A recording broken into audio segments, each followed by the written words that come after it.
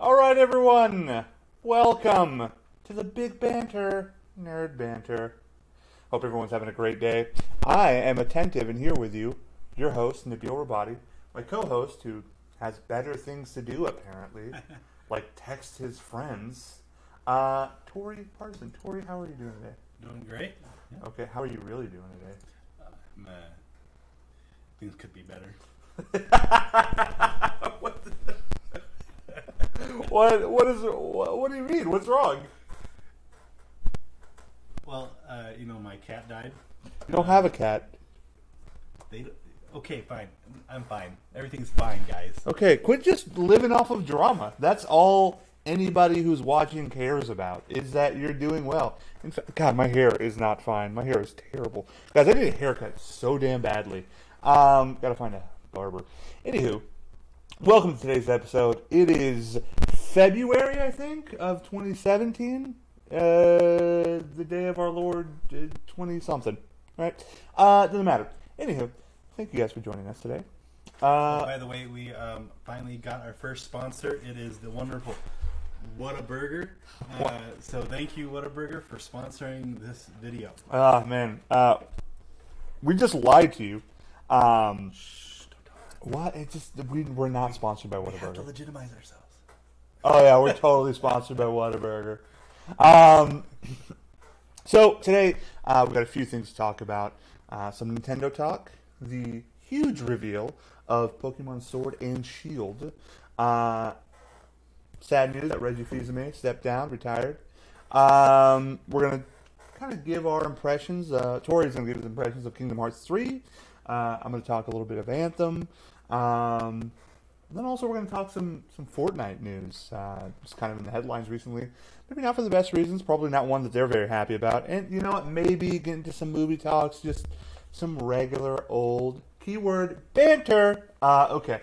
Anywho, let's get into the subject at hand.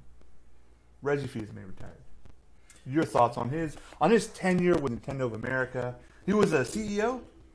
Yeah, no, he was the president of Nintendo of America. Okay. He, I believe he has been the president, I think, since 2004.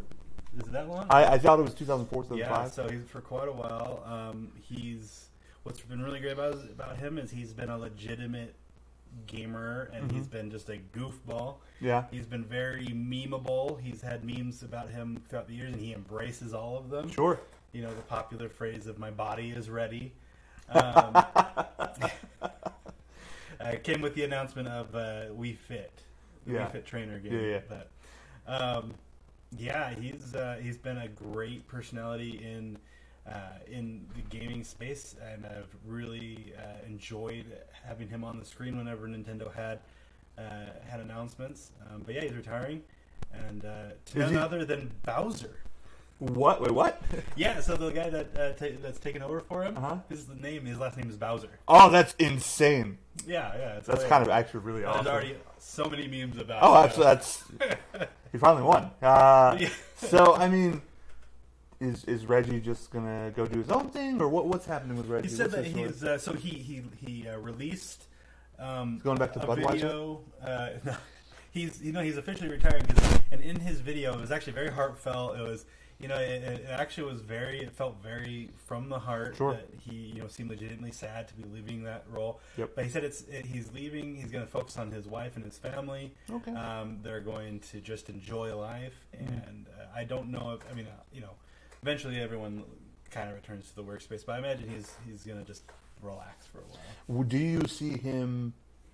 And this is just me, just spitballing. Do you see him possibly going to a Microsoft or a PlayStation? Or Google, since they're working on their console? I don't think so. I don't think he would have left the way he did with the... Sure. Because I think it would have been a little less of a show, but I took it as a true retirement feel from what he's given. Things could change, but I think he's very loyal to Nintendo, and I think... Sure, I'm loyal to where I work until somebody else pays me more. Yeah. So well, I mean, when you're a VP making plenty of money, I don't know if that's. Lil Wayne said it best: "Mo money ain't enough money." And True words haven't been spoken. So, I mean, with that, Nintendo seems to be going into kind of a bit of a different direction. You know, in Reggie's time, they were very creative with their consoles and their gaming experience and what they presented to you. Something that they're ushering in now is the Xbox Game Pass on Nintendo. What do you think that means? I mean, what does that mean for Microsoft and Nintendo? What is that relationship like as a Switch consumer, Nintendo consumer? What am I getting with this Xbox Game Pass? So, I mean, already if you're... Or what are your speculations and thoughts on that? I mean, so far, with Xbox Game Pass, it's already a subscription service, very similar to Netflix, where it's $10 a month, and you get access to a large library of games that you can download and play. And it's been very successful for Microsoft, and really, it's been an innovation that they're doing. I think this is more a play on Microsoft's part than Nintendo. Granted, this is a big play for Nintendo as well. But I think it's really showing how Microsoft is working towards that games as a service model even more and more, and they're showing that the ecosystem and the library of games is more important to them, I think, than necessarily having everything live on their own console. Okay.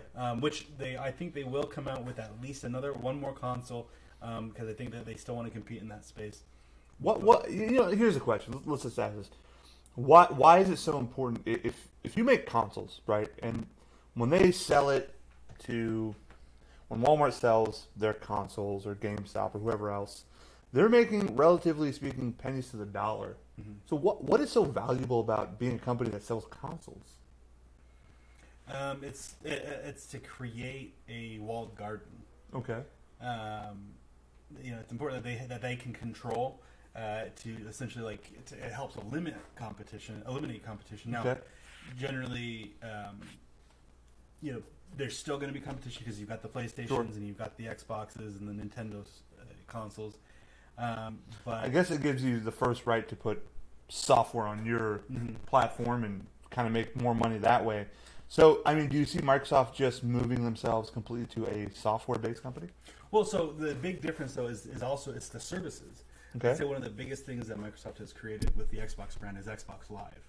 You've got that. It can be either monthly or yearly subscription or however long you want to pay. But that Xbox Live membership, which I believe is $60 for a year, unless you find it for a deal. But which usually that it is where they were making a lot of money. And then they introduced the Xbox Game Pass, so that's another subscription service that they're adding. So I see this being as they're seeing that's where the money is coming from, is from subscription services, and that model, that Netflix model, is really successful. So do you then think that I can play Halo on my Switch? So, yes, because Microsoft has been touting this the xCloud, which is a streaming service, and so I think what's going to end up happening is when that xCloud comes into fruition, this will essentially be your portable Xbox, will be the Nintendo Switch. You can stream any of the games that they've authorized to stream on their service on it. Has it just become a conglomeration of these two companies coming together and say, you know what, let's just go ahead and team up against Sony? I definitely think it's that. I think it's the idea of the enemy of my enemy is my friend. Yeah, okay. And Nintendo, is huge in Japan. Xbox is not, and so I think that they may look at them as less of a competition than Sony is, where Sony is very well ingrained in Japan, both in their culture and in their company and whatnot. That's very interesting stuff, because I kind of just look forward to seeing what's happening. I don't think it's completely fleshed out and rolled out, right? Is it right now I can go get Xbox Game Pass on my Switch? No, it's not yet. It's actually technically still a rumor. It's just heavily, many sources are reporting it. Okay. The original source, I can't remember who the source is, but the first person or people to report it have gotten things right in the past. Sure. They've been incredible. So credible source. Okay. Yeah. Well, that's very interesting stuff. So something that I think you wanted to touch on before we moved on to our last bit of Nintendo news was Link's Awakening. Yeah. So that originally was a Game Boy game. It's very high regarded. A lot of people consider it the best Zelda game was Link's Awakening. And it's for me. I would say Zelda. The Zelda series is one of my favorites. And sponsorship. Go on. Yeah, the Link's Awakening is actually one of the Zelda games I have yet to play. It's just one that I've never been able to play, and so I'm very excited for this because even though it's a remake of an old experience, it's all going to be new to me. So what was the story of Link's Awakening? It was a Game Boy game, but was it like Link to the Past, or is it... So just basically the story takes place that Link is on a boat. We don't know why. Okay. He's sailing, and there's a storm. His boat wrecks, and he ends up being marooned on an island, but it's a populated island. Okay. And the story takes Full place of of his baddies. adventure on this island. I bet you Ganondorf will not be on this island. I believe he's not. That's one really? He's not the villain of. That is surprising. Who would have thought an original Zelda game? When is that set to come out? What's the story behind that? I believe 2019 is when it's supposed to come out. Okay. Yeah, I think maybe summer, but I don't know. I'm just guessing. I know they said 2019. Can you check your sources and your facts, please? Because we have viewers here. We're trying to... What's your sources and facts? You got any on hand for your claims? The show's over. We've ended the show. Speaking of sources and facts, has nothing to do with it, but the Pokemon Sword and Shield reveal, that's huge news. That is something I have wanted since I was a freaking child, was a Pokemon game on the consoles. And it only took them 30 years, damn near. It took them 20 years, actually. They started Pokemon games in 1999 on the Game Boy. Color? It was Game Boy Color, I believe. No, well, I know that the original 3 were not color. Oh, okay. Well, it's just not color Game Boy. I mean, it could have been on the color Game Boy when it came out, but there was no color accents to it at the time. It was just black and white. That's how I view the world. That was kind of never mind. Anyway, listen, not to deter from my own personal experiences in life, Pokemon Sword and Shield. What are your impressions on the reveal? It's essentially, to me, it looks like it's the first. Maybe it's there, maybe almost there, but it's the first game that I think so many people have wanted, where it's that realistic, open world game that is Pokemon. Sure. And I think I'm very excited for it. This will be the first time I played a little bit of X and Y. Yeah. But I couldn't get too far into it. Are those the chromosomes you're missing? Is that why you played it? So if I'm missing both, what am I? That's what I've been trying to figure out for years. Anyway,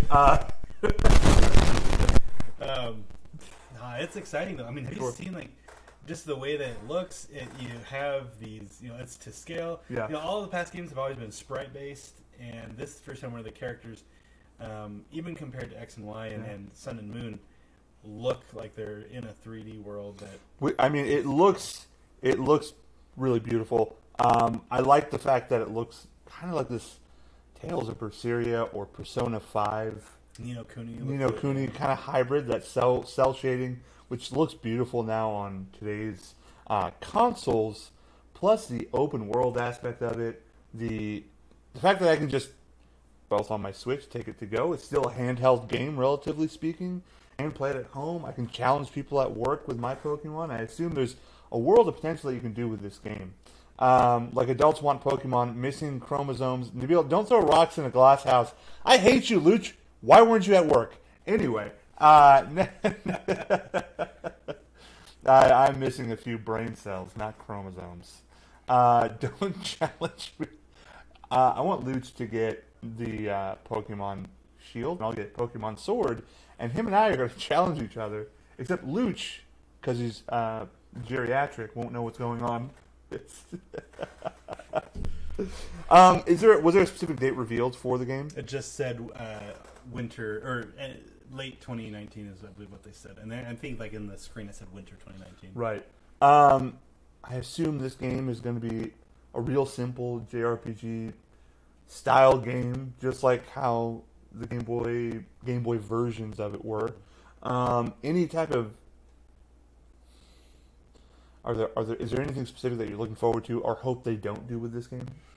Well, so really it's more about what they didn't include with Let's Go Pikachu and Let's Go Eevee. They didn't. I believe they didn't have HMs, which are like H&M. Yeah, they didn't have the clothing outlet. And Luch shops there all the time. It's crazy. essentially power-ups you can give to your Pokemon that Okay. allow them to do certain things that can interact with the world, and that can also benefit in battles. Yeah, things I can compare it to is Final Fantasy games have had the gem systems where you get certain gems that give them certain power-ups. So that wasn't present in it. I think Let's Go Pikachu was very mainstreamed, simplified for general audiences, whereas this one's going to go back to the original. I think they're going to bring that back. I'm not sure what other innovations they're going to make. I know that there have been some changes in the last few games, like adding dueling with pairs. So you can have 2 versus They have tag team battles, right? For the wrestling fan that is Luch. I'll tell you what I am hoping doesn't happen.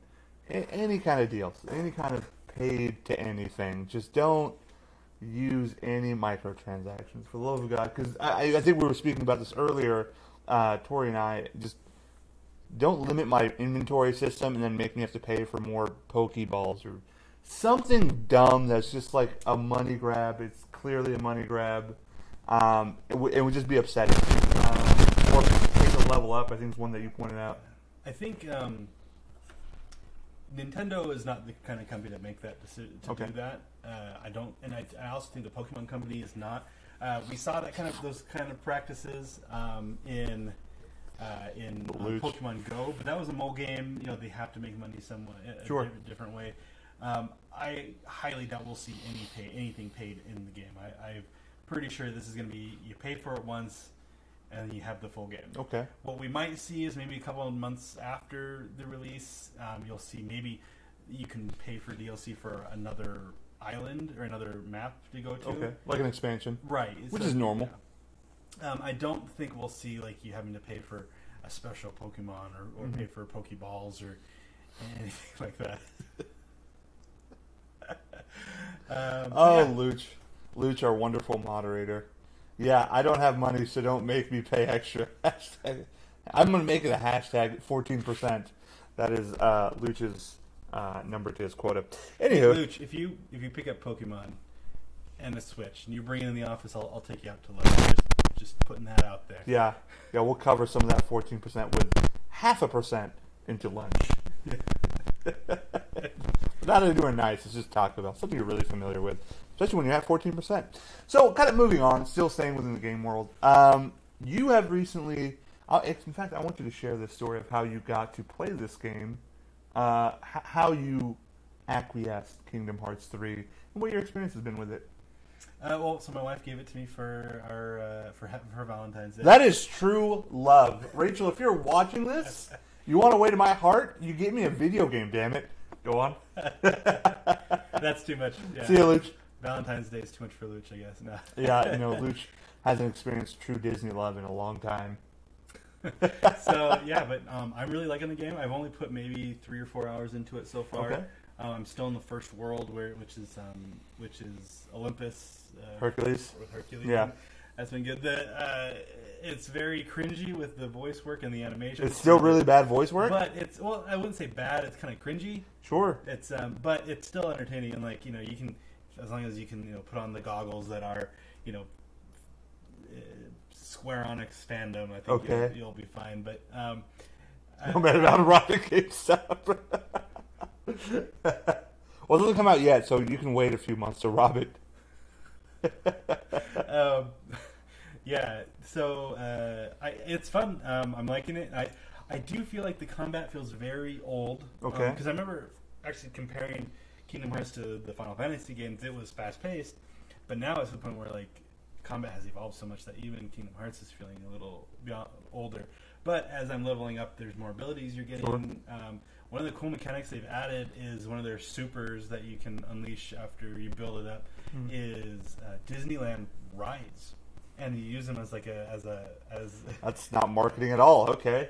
Well, I mean, it is a Disney game, but sure. Yeah, that's a great point. It's cool because one of the power ups is you turn into that giant boat, the pirate ship from Disneyland, and you just get in it and it just swings back and forth, and whoever you hit, you hurt. There's something to be said about that. If the gameplay hasn't changed in 15 years, I mean, games like that and Grand Theft Auto have been running with the same gameplay for quite a while. I mean, how much longer can you string out that system? Yeah. Yeah, I mean, yeah, Red Dead feels very clunky to me. Well, I'll say this about Red Dead. Wonderful story. Where the Christmas tree? It's actually outside on my patio. I have no more room in my apartment. Yeah, exactly. It'll take me another 9 months to get these sticky notes off the wall. They're notes that were left by my girlfriend, she was telling me how wonderful I am. I love her for the simple fact that she. I love her for the fact that she was just lying to me, but that's showing care. Yeah, so I mean, there's kind of something to be said about Kingdom Hearts, that the system is still. It hasn't changed in 15 years. I mean, you got your Red Dead follows the same line of Grand Theft Auto. I mean, I think we were talking earlier about Modern Warfare. If they just came out with a blackout mode, I would only buy that because I've played the same game for over 10 years. It's just becoming, the formula is becoming too old at this point in time. Yeah, I mean, well, look at like games like Counter-Strike. That game has changed very little. Yeah, and really most of the game is played on 1 or 2 maps. Sure, I don't think that game's had a graphical update since maybe 2008, but you know, CSG Go. Hey, there's a reason that game gets 200 FPS easily on a old rig. What? Because they've optimized it so well and they haven't changed the graphics. Shut up. We're here to have fun on the Nerd Banter. One of the things that is kind of annoying with Kingdom Hearts 3 is the freaking button layout. It's Why? Because in Japan most games jump is X? No, is circle. Oh, that sucks. And X is no. Actually, they've flipped it, but no. So you can't change the button layout in the game, which is it's 2019. How can you not allow it to happen? But it That's just being lazy. Me off because every other game A is jump, and then X is attack, sure. and and then maybe Y or B is dodge. Mm-hmm. They got it that B is jump. This is an Xbox controller. B is jump. A is attack. X is dodge, and I tell you what, it is I have to change the way my brain works to play it because every other game, nothing else is like that. Note number 1: take out the Christmas tree. You can remove that one. Well, thank you. I appreciate that. Thank you for the house cleanup tips by Luch. What are you having a hard time seeing? Why did I comment saying I've given him a game? Is that April? I think you're on my account. I was wondering about that. That's amazing. I was wondering about I was like, Tori, when did you have time to write that? Yeah, that would be April. Well, love you. I thought if you believed in different dimensions, that would be cool. Maybe my brain slipped and I just didn't see it because I know I went off on a bit of a tirade there and whatever. Hey, April, how's it going? Cool. Well, so you're enjoying the game. I am. Yeah. I'm looking forward to it. I've gotten to the first true boss battle, I think, and that's where you get to fight. Spoilers. You have to fight the Titans from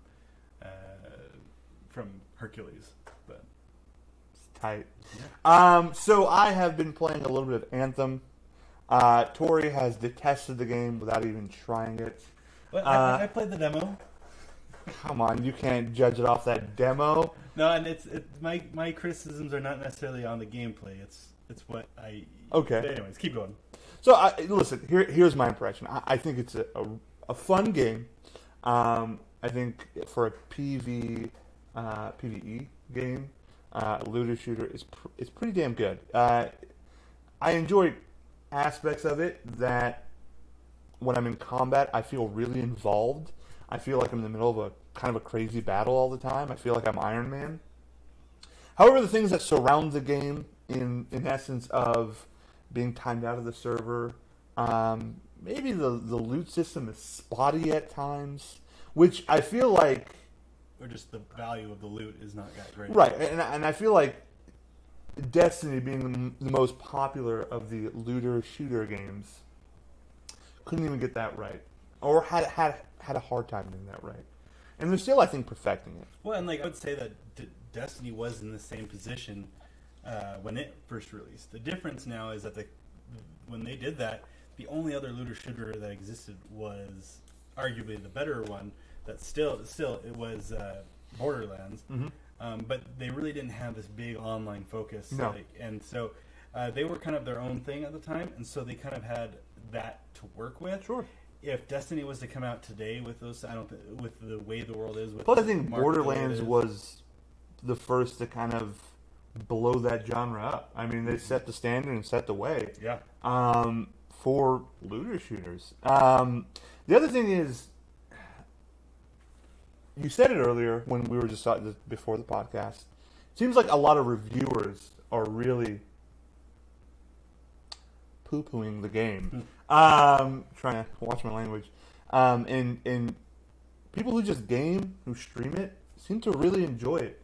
So I guess my question would be, what is this difference or this line that's drawn with reviewers and people who are actually streaming and gaming and just playing it?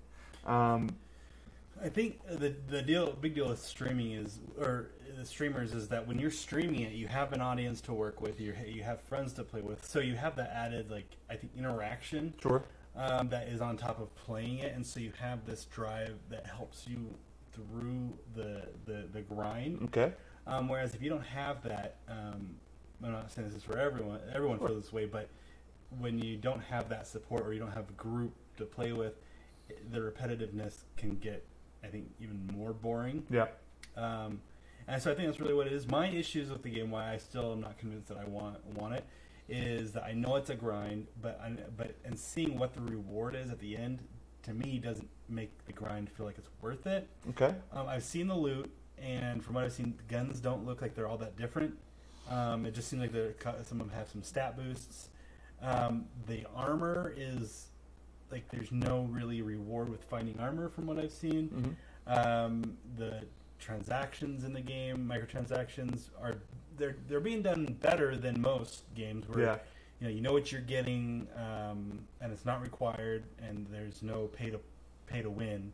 It's all cosmetic, but I just haven't seen it. And also, I wanted to see a really good story because that's what I expect from BioWare.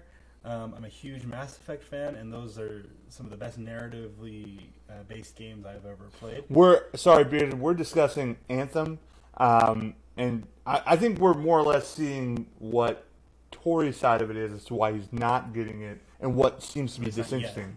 What seems to be his disinterest with it. I just haven't seen anything that convinces me that I want to play it. We will talk about Apex. Okay, so here's the thing. Maybe I'm just so early on in the game. I feel like the reward system is gratifying. I'll agree with you in the sense that from one assault rifle to another, from one shotgun to another, from one grenade launcher to another, they don't feel very different, right? I think that part does actually lack creativity. But it's amazing because if you look at the array of weapons in the Mass Effect franchise, there's some really cool weapons. Yes, absolutely, I agree with that. In fact, there was a certain point of looting in the Mass Effect series that was cool, and they had some great designs. So sure, and I think the game looks beautiful. I think as a social game, it is pretty damn fun. I can understand where the game might not spark anyone's interest in the sense, Tater, that maybe you're just not into the genre, period. That I can understand. But I think if you're just basing it off of what reviewers have said, in my opinion, those reviewers that are kind of stomping on the game may have valid statements on the game. However, I think a lot of negativity is driven by the opinion that people have of EA Sports.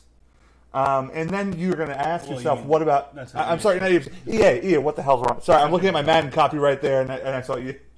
EA in general. Just EA in general, but their EA Sports part is also pretty bad. I think it comes with EA, and then you're going to probably ask yourself, well, then what has been the adverse reaction with Apex? And I think some of that comes from the fact that it's a free damn game, so you can't complain too much when the game is free. So it's based on a competent engine, the Titanfall engine. So no, it's based off of the Frostbite engine. the gameplay is based off of. Yeah. That's what I'm sorry. That's the what I hard meant. thing about actually that BioWare or themselves said the hard thing about making BioWare or making Anthem with the Frostbite engine. The Frostbite engine is actually they said was designed around FPS. Yeah. So making a third-person game with Frostbite was actually kind of hard. Okay. But anyways, that's a random thing. But anyways, the counter I would have to people's being influenced on the opinion of the game because of how EA as a company has been run is BioWare. I know a lot of people who are very big BioWare fans, myself included, and I desperately wanted this to be a great game. And to me, it just didn't live up to what I'm used to from BioWare. Same thing as Andromeda, Mass Effect Andromeda. It itself did not live up to that bar that they had set with the original trilogy. I love the game. I love games like Destiny and Gears of War, and this one seems to be a mashup of the two. Not exactly a mashup of the two, in my opinion. I'm not sure how I see that it's a mashup of Gears of War and Destiny. It's based on and Apex is based on the Titanfall and storyline. Luch, start growing that beard, okay? Yeah, he only knows how to grow the neck beard part of it. Anyway, better than nothing. Guess so. Braid it eventually, you know. But here's I have fun with it, and what I would encourage Tori to do is right after we wrap this up, you stay a little bit longer and sit with me and play Anthem as I stream it. That's if I have no doubt that I'll enjoy it. Then shut up. Then what are you crying about? No, I'll enjoy it for the time that I'm here. The Versus the time that you're away from it? The question is, am I going to enjoy it after 10 hours? That's a great point. That's my question. Good point. That's a good point. From what I've seen, it just looks like you start, after a while, it's just a bunch of fetch quests. A very pretty, let's be honest about most video games. 98% of video games are, relatively speaking, when it opens up, the same damn thing over and over again. When I play Madden, the question is how good is the game at making you not realize you're doing the same thing? So you want to be lied to? No, I mean... You want to be lied? That's okay. I didn't know I was... the enemy variety, which I believe Anthem has a good variety in enemies, but also just like the game loop. Okay. If you can enjoy it well enough that you don't realize you're doing a loop, because all FPSs are. Well, that's all. I mean, that's all looter shooters are. I mean, but it becomes you get to the point where like it's whether you don't realize you're doing the same thing over again or you enjoy doing the same thing. Sure. Versus it feeling like a chore. I guess with this game, with looter shooters, you're constantly grinding so you can get a bigger crumb of cheese as you are the rat. And I haven't played the game enough to realize, I can keep working for this crumb of cheese. This has encouraged me enough because I haven't played it for 10 hours just yet. I'd probably give it a solid 4 or 5 hours. And that's the extent of, maybe a little bit longer, but I'm enjoying it. Everybody that I know that's playing it is enjoying it. And they haven't been playing it socially. But yeah, that's just kind of where my opinion falls on that. So the thing that really saddens me about Anthem is that I think you may be right. I don't think enough people are giving it a chance. Sure. The problem that's EA's fault, in my opinion. I'll agree to that. I completely agree. And that first closed beta, boy, they shot themselves in the foot. You have to maintain what's the going quality on server. with EA's marketing? I mean, they don't. I feel like the only reason, and I think if EA was put in charge of marketing Apex, I think Apex would have not done as well as. I'll tell you. That was all Respawn's marketing. I'll tell you what their problem is. They don't have Whataburger sponsoring them right now. Yeah, Whataburger. No. Some of the best burgers in Texas. 14,537,000 different ways to make a sweet burger, just like you like it. Anyway, moving on and kind of maybe sticking with Apex. Before we move on, I wanted to say one last thing about EA. Say one last thing. Who cares about mine? The thing that saddens me about it is I don't think EA is going to give it the time to develop that it will need, because, like I said, Destiny I think was in the same boat. As Anthem is right now when it came out, but it had that time to develop and become a great game. And by the time I believe it was their third DLC came out, it had the content that people wanted, and it became the game people wanted. I don't see EA letting BioWare do that. Here's the thing that I feel like, Okay, what was it? I think they shot themselves in the foot releasing Apex before Anthem. Boy, that is an EA trend. That is a great. They did the same thing with Titanfall 2 and Battlefield 1. They did it with something else. It was another game that they shot themselves in the foot in. I can't really remember, but Titanfall 2, from what I'm understanding, because of Apex, is experiencing a resurgence. I, in fact, bought Titanfall 2 just a week ago. It was on sale for $7, and I got it on my PlayStation. I was like, yeah, you know what? I don't know, because that deal came around, and I actually wanted to do it, but I just forgot about it, and I was like, I'll do it when I got home from work. And the deal was already over. Oh, absolutely. So. Absolutely. It caught a spark real quick. So, gosh, where was I at? Here's the thing that I think about this game.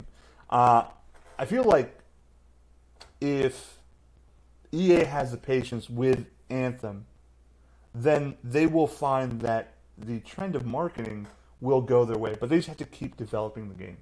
I think they're going to have a real tough time here in a few weeks with player base as the Division 2 releases in 2 weeks. Yep. In fact, maybe you'll see another dip in player base this Friday with the open beta of the Division 2. Mm-hmm. So I do think they have a tough road ahead of them, but if they stick with it, to keep updating the game, to keep giving the game support like it should, then I think they'll find their way back into people's good graces. Mm-hmm. But yeah, that's kind of my opinion on where the game stands. Mm-hmm. Before I segue, are you going to interrupt me with anything?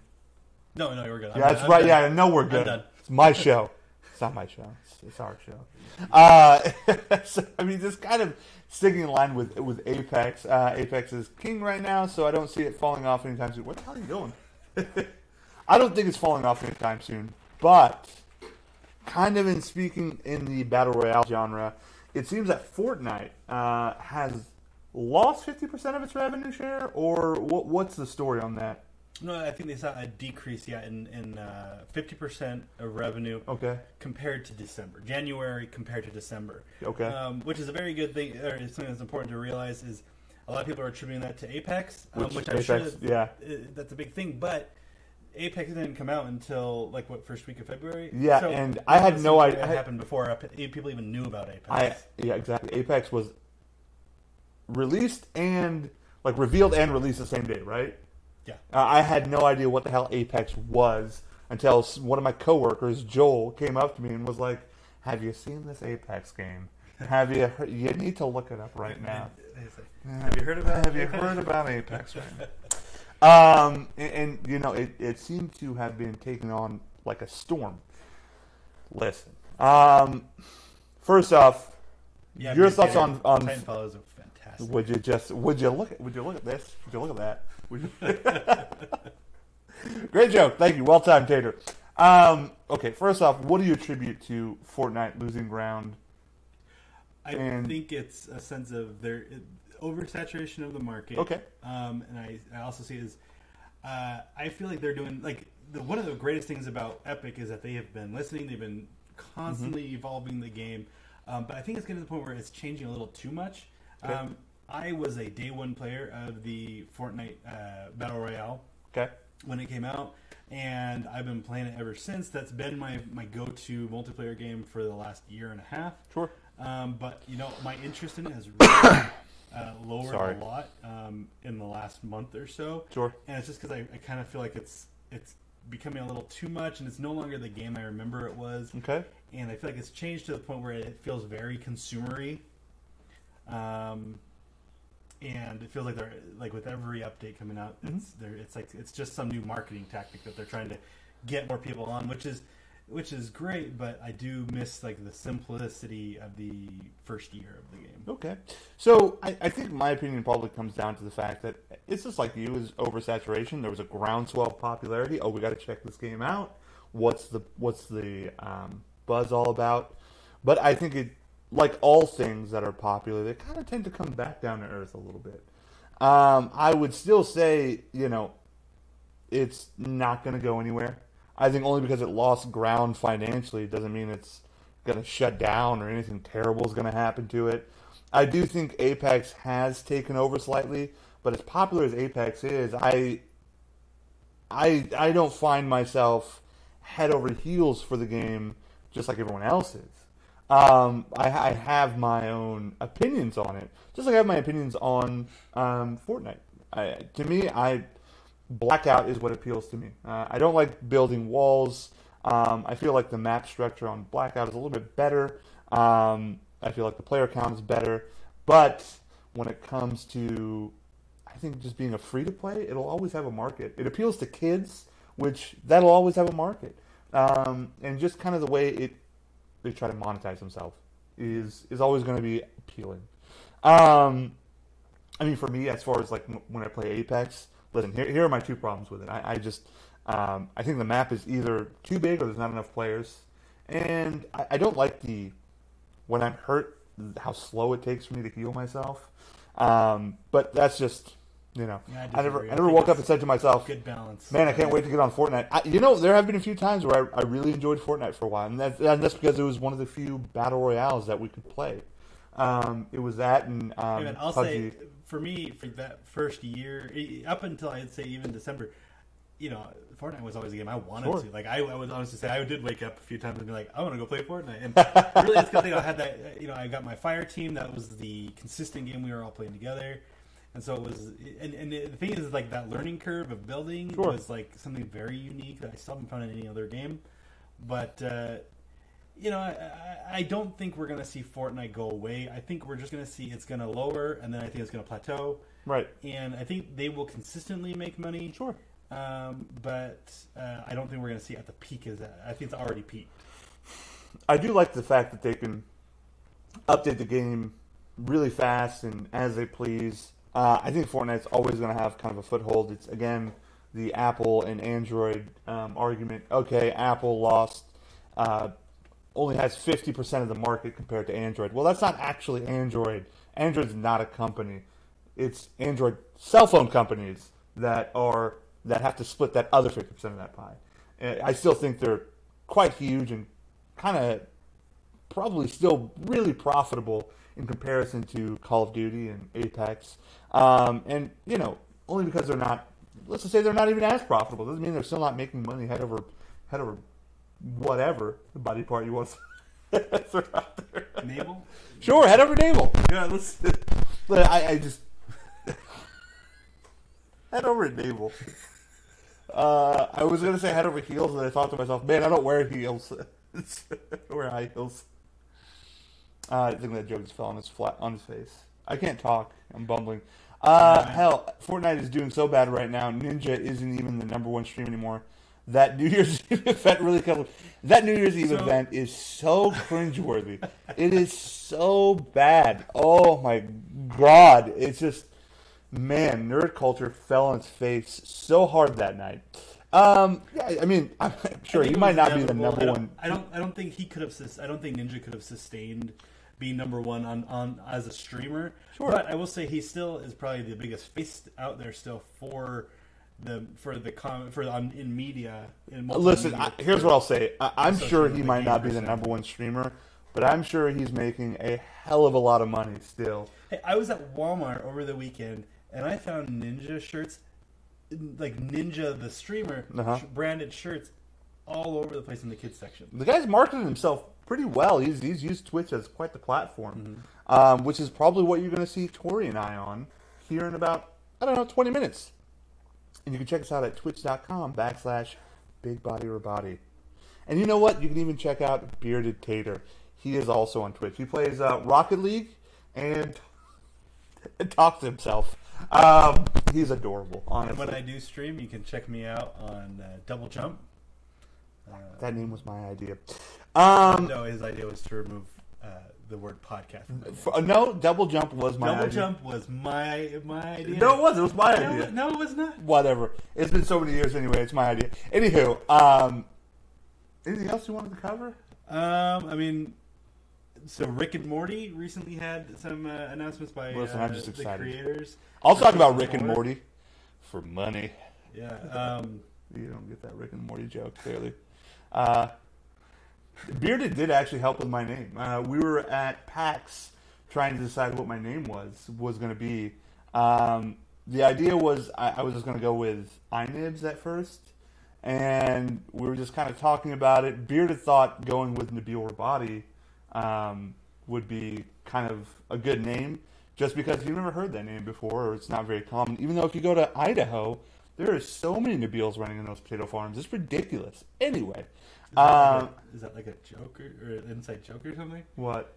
Nabils in Idaho. No, it's just not. It's actually not a common name at all. Okay. I didn't catch that sarcasm. So, okay. Yeah, there's a lot of. I lived in Idaho for a couple of years, so I never met a Nabil, so it didn't make any sense. This explains why you're so boring. Anywho, whatever. Rick and Morty's coming out. You're the one here talking about Idaho and potatoes, okay? That's just. You just didn't get the joke that the name is not common at all. All right, so yeah, Rick and Morty. I'm disgusted by you. They've announced that that did go awkward. They've finished with making their. They've done like all their pre-drawings of the show, and now they've set it to animation. So now that's like one of the last steps before finishing it up. They just have to animate, add the voiceovers to it. So we're getting really close to it. From what I understand, they are ahead of where they were the same time around with season 3. And season 3 came out in the summer last year, right? And so now we're going to see it. No, I think it was 2 years ago. Oh, yeah. Okay, summer. It's been 2 years ago. That's crazy. Because around that same time was Game of Thrones.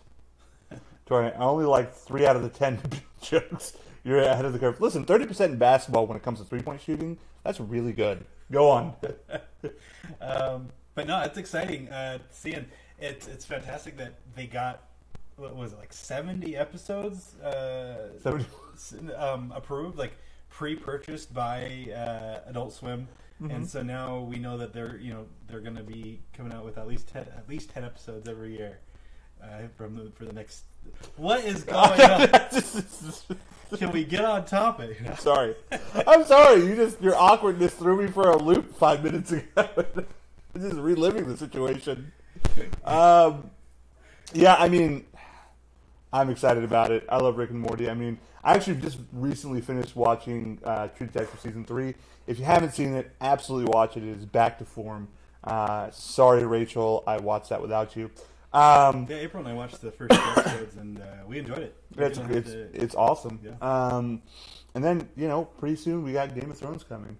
That's exciting. Oh, I'm so stoked. I think what the thing about that is what a lot of people do is they have to temper their expectations. We're not going to get the same Game of Thrones we've had for the first.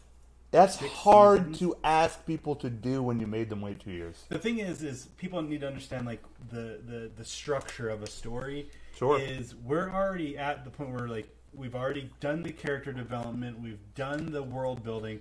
We're now at the climax of the series. Yep. So you're not going to get all those twists with the unexpected deaths like you did. I think. I mean, you might get a few. Oh, I mean, people are going to die, but the other thing is we're not going to see. This is the only situation in which that sentence works. I gotta go to work. People are gonna die. I work at Walmart. But people are gonna die. We're gonna see. I think some people are gonna be unhappy with some decisions that some characters are gonna make. I think there's gonna be. I honestly don't see a very happy ending for my favorite character, and that is Tyrion Lannister. Cersei. Oh, sorry. Go on. I mean, sure, Cersei's an amazing character. Honestly. She actually is really good. But no, I think Tyrion. I think he's probably going to make some choices that we're not going to like, and I think he's going to. I don't throw think a wrench in a lot of things. Yeah. But I'm very excited to see where it goes, how it ends. Yeah. I think some people may need to realize it's not going to end how you want. Mm-hmm. I think some people are going to. Others are going to feel like it was too predictable, just because there's only so many ways you can end a story. But we're going to end that topic. But go on. Yeah. Sorry. No, I do think. I think you're going to get an ending that might be a bad ending, and it's a bad ending in the sense that maybe it's not a happy ending, and maybe people will be upset at that. So it'll be a tragedy, not a comedy. I think so. Yeah, I mean, I'm pretty sure there's more genres in tragedy and comedy, but You're so uncultured. What is wrong with you? It goes all the way back to Shakespeare. There's the story whether if the main character dies at the end, it's a tragedy. If everyone lives at the end, it's a comedy. Okay, so Shakespeare only wrote stories like Precious or Friday. Okay. Is that what you're telling me? Okay. Yeah, no, I'm really excited about it. I do think it's going to be a tragic end. I think a happy ending is just too predictable, and I think they want to go out with a bang. Mm-hmm. Plus, I'm excited for the prequels. Well, I'll say the same thing I said about Star Wars. Is a sad ending. A sad ending is also predictable. Like, I mean, it's Game of Thrones. How many people out there think that everyone's going to be dead by the end, by the last episode? Let me just tell you, a lot of people think that. It was not predictable. It was subversive, bro. It was subversive. Subversive. Oh yeah. That's gonna be a whole nother podcast. Subvert expectations. Absolutely. Yeah. I'm just so surprised that they have not shown a trailer for Star Wars Episode 9. It's just because they don't want to interfere with the hype for. I think that's impossible. Captain Marvel and for Avengers Endgame. I think that's impossible. Spider-Man. I just think they don't know how they want to edit the movie because they really messed up the last one pretty badly. They don't want to. I mean, you can say like it may not, like ticket sales. They're not worried about that, but mind share is a big deal, and they want on people's minds. Hey, the mind share right now with all the marketing is Captain Marvel right now, and then they're gonna go on to Avengers Endgame, and then they're gonna go on to Spider-Man, and they don't want to saturate the market like you see with a lot of other a lot of other markets.